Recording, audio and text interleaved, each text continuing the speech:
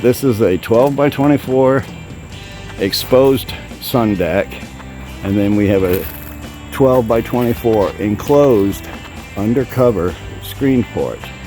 These large panels are installed with no vertical support whatsoever. That's a 90 square foot opening, and the other is a 65 square foot opening. I will show the view from the inside.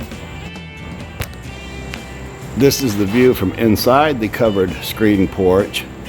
On the large openings, they did them as two large rectangles. On the ends where the trapezoids are and above the screen door there, the triangles were done individually, and the large trapezoids and rectangle below were all done independently. But as you can see, there's no vertical supports on these openings whatsoever, and they are tight and sag free, wrinkle free.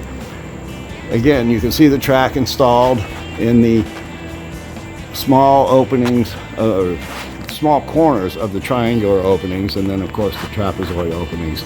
We built it tight to a 36-foot fifth wheel camper, so we had to make some removable panels in case we want to take the camper out. So these panels were made on the bench and screened and then hung in place so they could be easily removed. But the product is very strong. It's almost impossible to tear, which means it should last for quite some time. And I'll try and get a view of what it looks like so you can see that it's extremely tight and flat. There are no wrinkles or sags anywhere. Again, we had to get a little creative so that we could move the camper out in the event we need to or want to.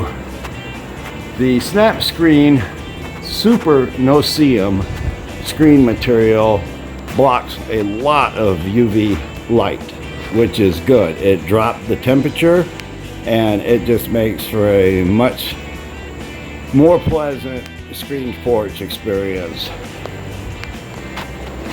I hope you enjoyed this video and you give the SNAPP screen project a try.